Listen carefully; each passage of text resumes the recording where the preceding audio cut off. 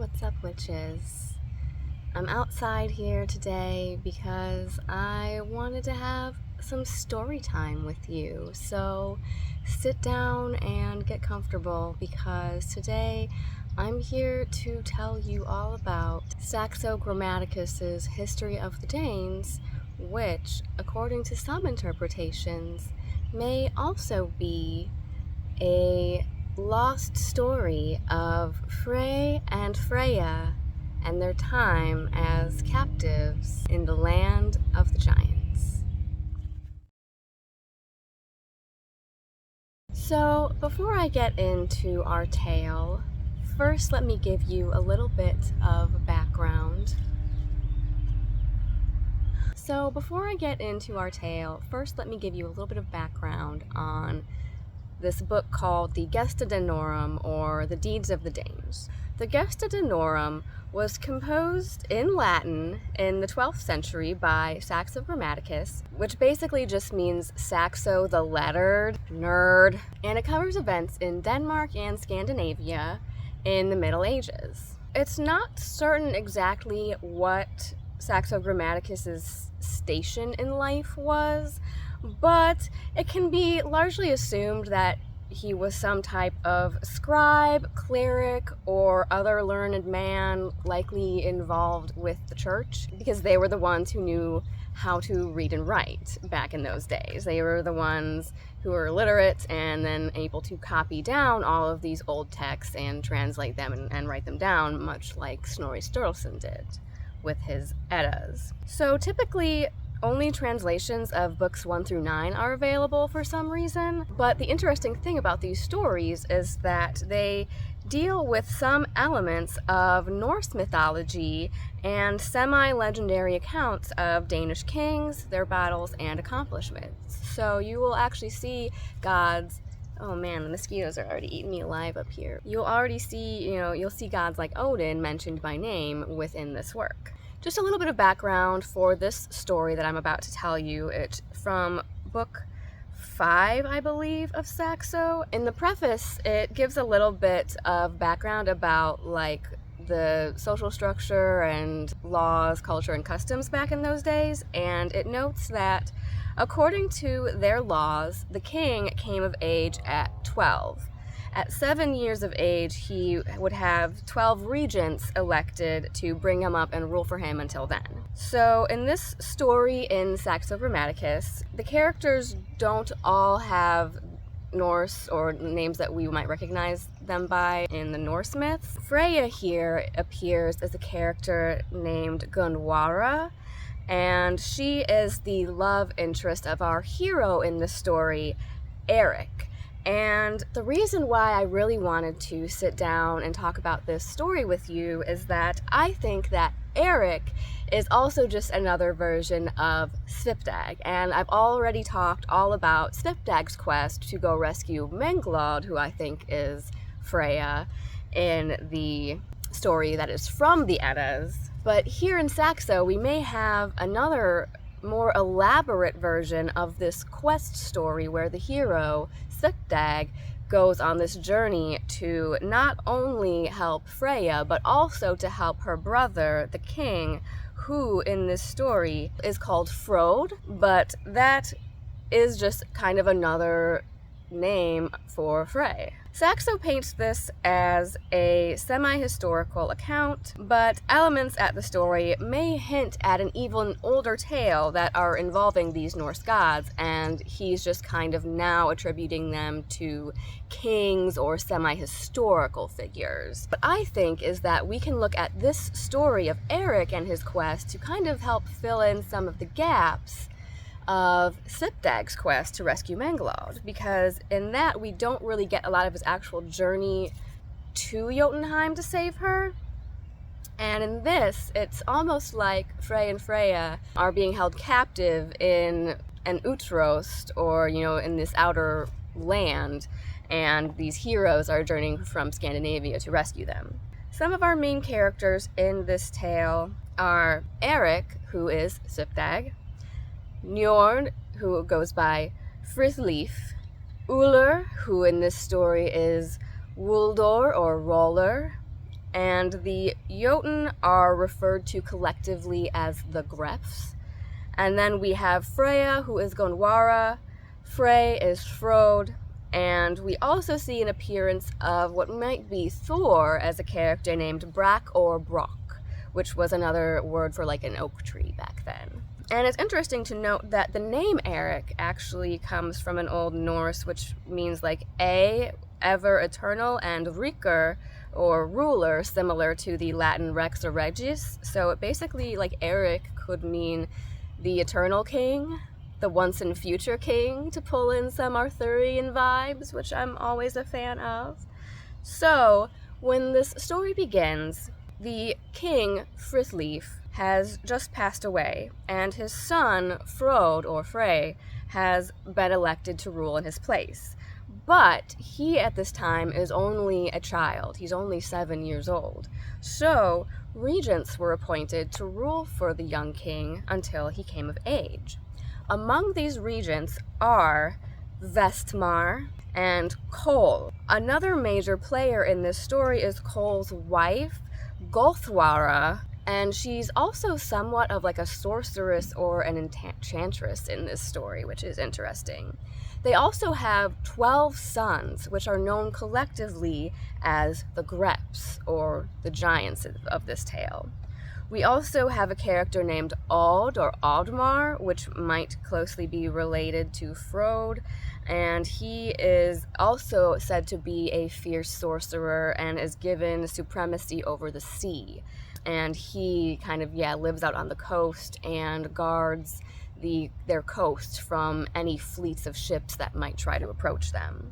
Now, in Saxo's version of the story, it's actually Kol and his wife Gulthwara and Freyr's other advisors that pushed the young king to make a marriage alliance with a woman from the east.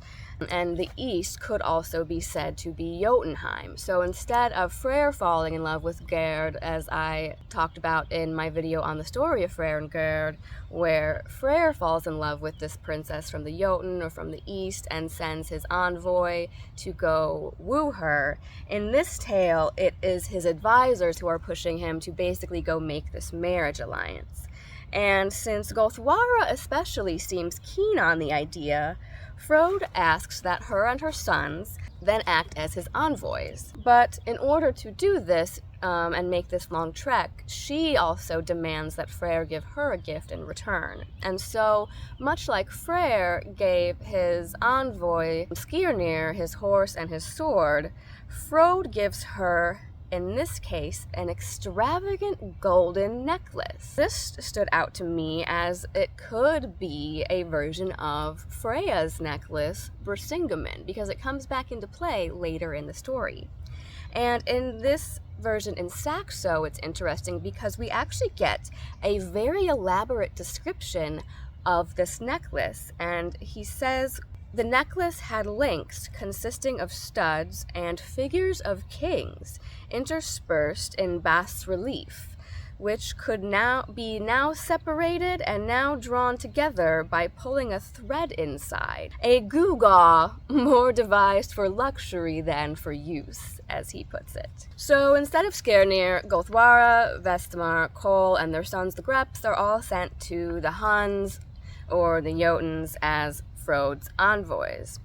And much like in the story of Freyr and Gerd, and also, as I pointed out, the tale of Inanna in Inanna Prefers the Farmer, the princess of the East at first disdains to marry Frode because not only is he very young, but because of his youth, he has not won any battles or victories, and so she first spurns him because he lacks honor and glory, in her words. So he's not a warrior yet with famous deeds to his name. So it is then Gulthwara, the enchantress or sorceress, who uses love spells and potions to try to change the maiden's mind. Gulthwara gives this princess a love spell, basically, and then tells her men to approach his father again, and this time when her father, the king, asks the princess what she wants, Gulthwara's potions have worked their magic, and suddenly she declares that she does want to marry Frode after all. And so, Saxo says, with this woman Hanund for his wife, he passed 3 years in the most prosperous peace. But, as he goes on to describe it, since the king is still not of age and very young, over time, his regents and the Greps start to bring more and more disorder and dishonor to the kingdom by their laws or lack thereof. The 12 sons of Vestmar and Kol were outrageous and uncontrollable, and he says that they had no respect for anyone and even would ravish other men's wives and daughters. And so it got to a point where a man's own chamber was no safety to him, he says. And it even says that one of the oldest Grep brothers was not content with any humble lovers. He was guilty even of intercourse with the queen. By degrees, the scandal grew, and even the common people knew about this rumor and had found out about it before the young King Frode did. So everyone in the kingdom, except for this young king, knew that his queen was cheating on him behind his back, which isn't going to make him look very good. This could also be what you get for trying to use a love spell. It's not a real love, so maybe she just didn't have any reason to stay loyal to him once the spell wore off. See the case of Voldemort's mom. So Frode had a sister, Gunwara, or Freya, who was called Gunwara the Fair for her surpassing beauty.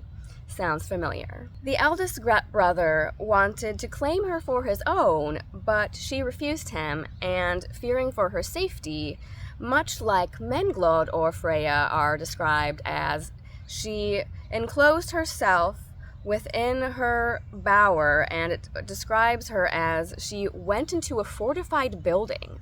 And so much like Freya's bower, where it's like enclosed and no one can get in or get past to her unless she allows it, Gunwara has also shut herself away in a fortified building and has 30 attendants to keep watch and guard her there at all times. This is very similar to descriptions of Freya and Menglod's impenetrable fortresses, and it's also a symbol of her chastity and status as a virgin. She's shut away and untouchable. So Gunwara had many suitors during this time, but the oldest Grep brother, of course, demanded to be the one to judge their worthiness, in order, according to him, to find her the best match. Instead, he invites them all to a banquet and kills them. They also made it so that no one could even be granted an audience with the young King Frode unless they had first paid with very costly gifts or tributes. Thereby, Frode's own subjects and common subjects are kept away from him, and all communication has to first go through his regents, who are at this point are basically his captors and have turned him into a figurehead. Meanwhile, across the sea in Norway, rumors are spreading of the decline and the depravity taking place among the Danes under the young King Frode. Gotar, the king of Norway, is starting to get ideas that maybe he should attack and invade in order to intervene and impose rule and order again. But this is where our hero, Svipdag, enters the scene. Svipdag urges caution, or rather, Erik urges caution, and says to send them as the more expendable ones instead. Because of his way with words and his persuasiveness at convincing the king to let them go on this mission, among his other deeds, he becomes known as Erik the Eloquent for his quick wit and his way with words. Erik and his brother, who in this version of the tale is actually Wuldor or Uller, in this version of the story they are written as half-brothers and sons of Ragnar by different mothers. And in Svipdag's Mall, Erik or Svipdag, his mother is the Volva Groa, and in this version, Wuldor and Erik's stepmother is a woman named Kraka, and she also practices magic or witchcraft. There's a scene where Erik is coming home and he sees her in the kitchen, and she's kind of brewing this potion over her cauldron when she's supposed to be making their dinner. It's interesting to note that in Svipdag's mall, Groagalder, he states that it is his stepmother who has set him on this impossible quest that he has to go on to rescue Menglod, before he asks his mother Groa to bestow on him protective charms. And in this one, his stepmother is Kraka, a sorceress. So in this version of the tale, it's actually Wuldor or Uller who first volunteers to go to the aid of the King Frode or Freyr. And seeing his brother's persistence, Erik decides that he's going to help him. He's going to accompany him and help him on this quest. At this point, that's when he comes upon their mother, Kraka, brewing them some type of potion, which involves hanging 3 snakes over the cauldron and collecting their spittle or perhaps their venom. She then feeds her sons a meal made with this strengthening or fortifying brew. But, interesting to note, much like the story of Caradwyn in Caradwyn's Cauldron, where she's attempting to bestow her own son with the Awin, or basically like the magic knowledge and insight of a druid, by giving him a potion, she intends for the stronger portion of the mixture to go to her own son, Uller, but either through accident or trickery, it ends up being Erik who eats it and gets the greater part of the strength and the intelligence. Much like in Caradwyn's story, it's her stepson Gwion who gets the potion she's prepared in the Welsh tale. Oh man, the bugs are getting bad out here. So a similar potion, it's interesting, is also featured in Saxo's story later in his account of a different account of Balder and Hodor. But it says here that the potency of the meal bred in Erik the fullness of all kinds of knowledge to an incredible degree, so that he had cunning to interpret even the utterances of wild beasts and cattle. He was also gifted with an eloquence so courteous and graceful that he adorned whatsoever he desired to expound with a flow of witty adages. Like, as I said in my earlier video, they do not call this guy Saxo Grammaticus for nothing, because he is wordy AF, y'all. And yeah, his speeches that he gives to Erik to say in this tale are no different.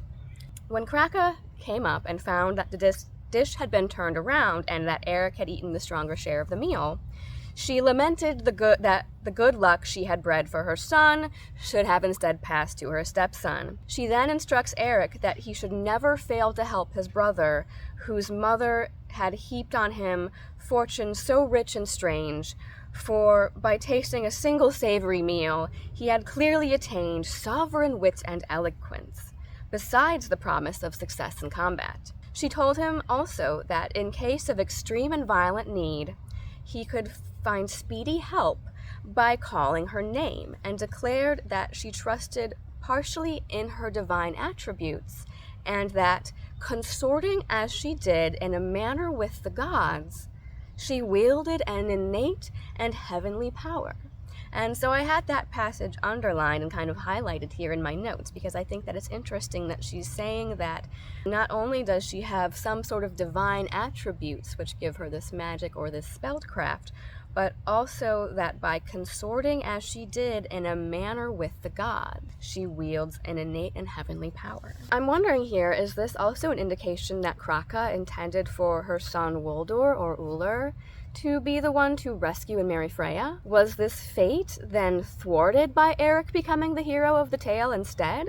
Or was this his destiny all along? What I like about Saxo's version of this story is that, unlike Snorri's account in Svipdag's Mall, here we may actually get an idea of what dangers and obstacles our heroes face on the way to Jotunheim to rescue the goddess and her brother. Their first task is to get past the great sea sorcerer Odd and his naval fleet. Knowing they are outnumbered, Erik and Uller instead swim over to their ships when it's night and no one can see them, and bore holes in them right below the waterline.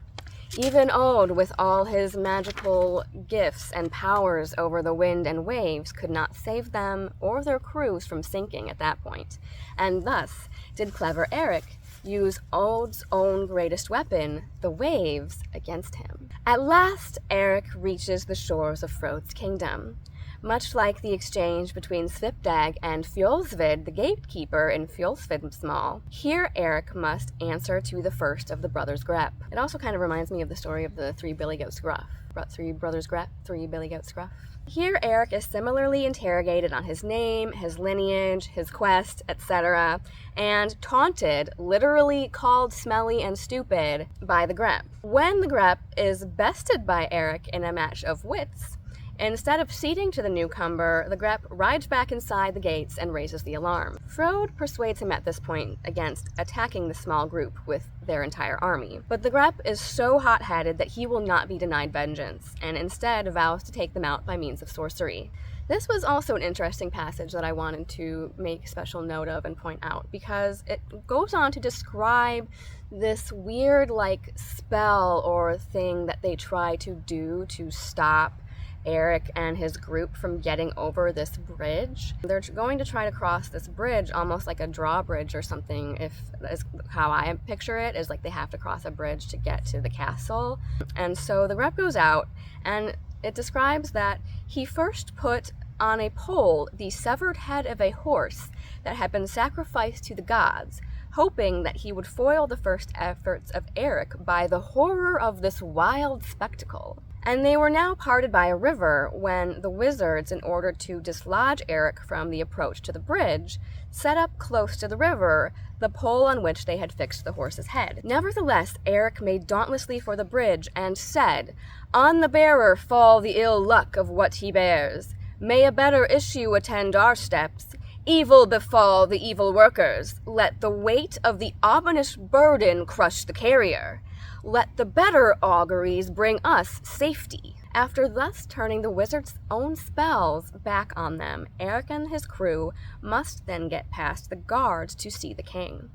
Having no gifts to buy their way and be granted an audience, clever Erik wraps a piece of ice inside his cloak and disguises it as a present.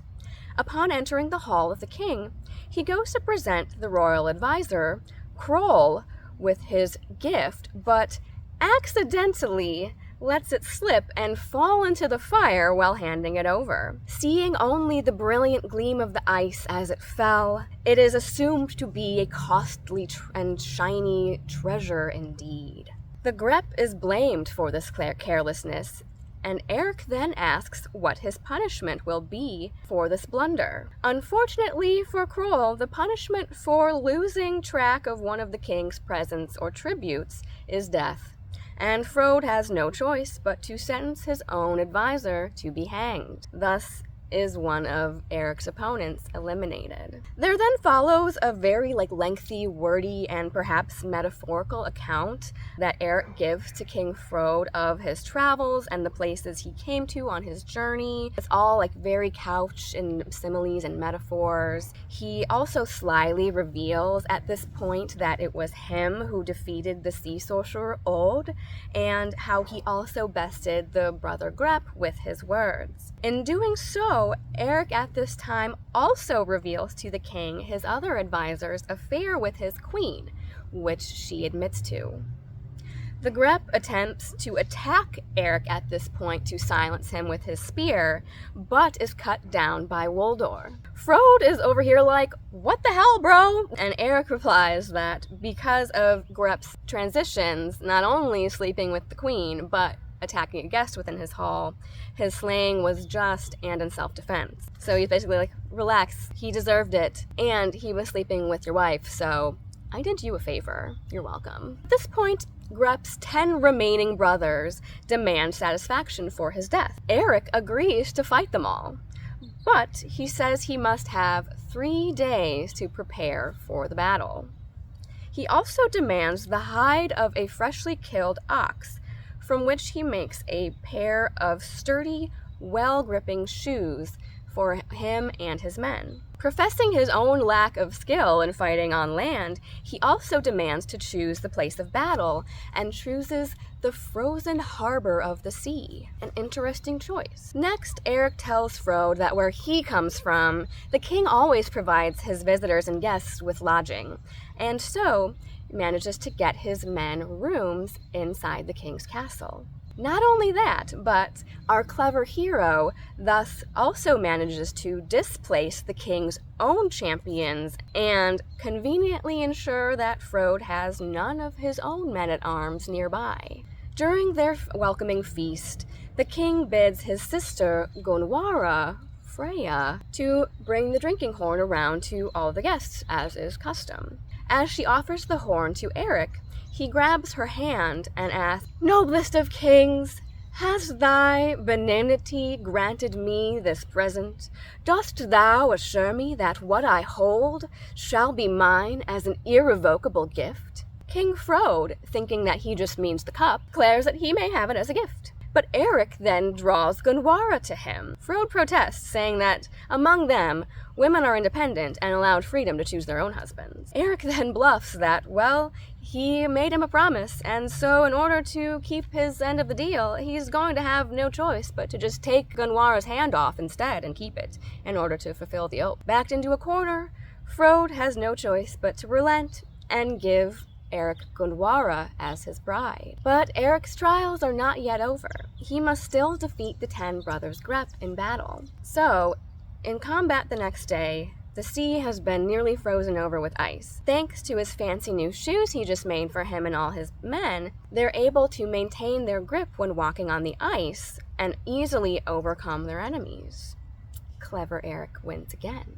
Next, upon their return to the castle, Gunwara, the mother of the Greps at this point, demands that Erik have a flyting or a battle of wits with her in payment for killing all of her sons. As a wager, she bets the necklace which Frode gave her, which may be Brisingamen, and Erik bets his life. Now, this is also a really fun sidebar that I wanted to make sure to make note of and point out because it just really cracked me up when I was reading the translations online. This was originally written down in Latin, and their battle of wits, for some reason, is left untranslated in the original Latin. Out of everything else which was translated into English, they left their battle of wits in Latin.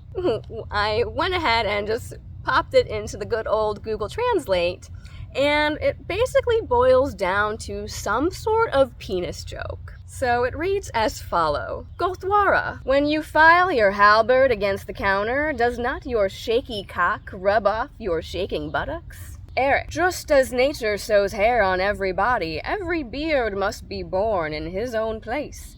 In fact, it is necessary for men to drive the limbs of Venus, for every work has its own motions. When the child is taken by the child, or when the womb takes the penis under control, what does the male refuse to add to these? I don't know what he means by this. Some type of, basically they're exchanging really dirty sex jokes. Whatever it means, Erik is declared the winner and awarded the necklace. Frode's final advisor / captor, Vestmar, at this point, is determined to beat him in a contest of brute strength since they couldn't beat him with words. Not wanting to appear weak or cowardly, Erik accepts. Now, also, I thought this was interesting because one of the few things that we can maybe say with any decisiveness about Uller or Wuldur is that he sometimes presides over sporting games, not combat, but tests of strength type combat and sporting events and things like that, and chivalrous games. And so this passage I also thought was interesting because it says, the manner of combat was as follows. A ring plated of withy, which I think is just grass or straw or rope, is offered to the combatants for them to drag away by wrenching it with a great effort of foot and hand. Prize went to the stronger, for if either of the combatants could wrench it from the other, he was awarded the victory. So it's almost like they're playing tug of war. And Erik struggled in this manner, and grasping the rope sharply, wrested it out of the hands of his opponent. I mean, what do you expect when his brother is Uller? Erik is then able to use his way with words to gently persuade and or shame the king out of still killing him at this point through some act of treachery, because he's won all of these tests fair and square, or even if he kind of had to use some trickery, he still won. That night, Gunwara still pleads with Erik to flee before they can get put into any more danger. After again sabotaging the king's fleet of ships so that they can't be followed, they escape on Erik's boat. But when Frode tries to chase after them with his fleet and is almost drowned in the attempt, Erik and Wuldor take pity on the young king and, at great danger to themselves, plunge into the cold sea and save him.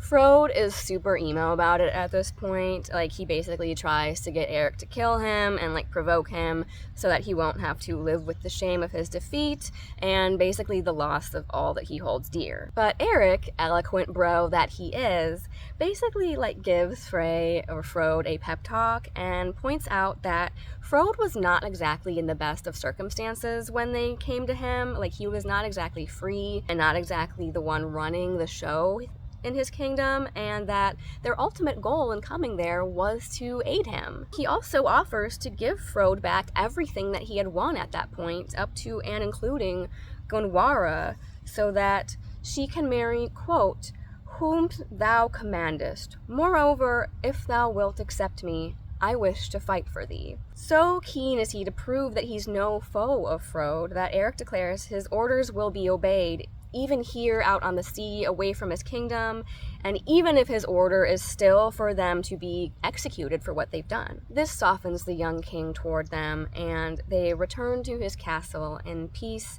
and friendship, where Erik is officially betrothed to Gunwara. Now, what of the treacherous women of the Greps? Frode decides that he wishes to put his wife Hanund aside for her infidelity and send her back to her father. Gothwara, the sorceress, he condemns to death by stoning. He also declares that he now wants to marry the daughter of King Gotar of Norway, Erik's patron, and asks Erik to go act as his emissary. Erik at this time convinces Frode to let Hanund marry his brother Wuldor instead of sending her home. And so the brothers celebrated their marriages together, one wedding the sister of the king and the other his former queen. So that kind of worked out for both of them in the end. They still got to marry royalty, even if Ullur or Wuldor didn't get to be the one to marry Freya or Gunwara. But alas, upon their return, they learned that their father Ragnar has died, and that their stepmother Kraka has already been remarried to a man named Brock, who in this story might be Thor. And that was also interesting for me to note, because there are some versions of Norse myths where Thor is a stepfather to Ullur. Now, at this point, King Gotar decides that he wants to marry Gunwara Freya for himself, fearing that Erik's glory will now surpass his, and Erik will kind of have it in his mind to try to usurp the throne. His own queen had recently died, and his plan was to have Erik instead marry his daughter and take Gunwara for his new queen. Erik tells his men that they can't provoke the king, and they must prepare to flee should Gotar attack them, for then they would be able to prove that they were not the aggressors and have the right to defend themselves. Erik also asks Gunwara if she does have any desire to marry King Gotar, so he's really a good guy. Like, this is the second time he has asked Gunwara if she's really sure that she wants to marry him, because, you know, he's not royalty or a member of the elite. He doesn't really have noble blood, so he wouldn't blame her if she wants to leave him to go marry a king. Freya counters and says, "And so thou art prepared to bring on me the worst of shame by leaving me a widow, whom thou loved dearly as a maid. Common rumor often speaks false, but I have been wrong in my opinion of thee. I thought I had married a steadfast man. I hoped his loyalty was past question, but now I find him to be more fickle than the winds." Saying this, she wept abundantly. Dear to Erik was his wife's fears. Presently he embraced her and said, "I wish to know how loyal thou wert to me. Not but death has the right to sever us, but Gotar means to steal thee away, seeking thy love by robbery. When he has committed the theft, pretend it is done with good will, yet put off the wedding until he has given me his daughter in thy place. When she has been granted, Gotar and I will hold our marriage on the same day, and take care that thou prepare the rooms for our banqueting, so that they have a common partition between them, yet are separate, lest perchance if I were before thine eyes, thou should ruffle the king with thy lukewarm looks at him. For this will be a most effective trick, to baffle the wish of the Ravager.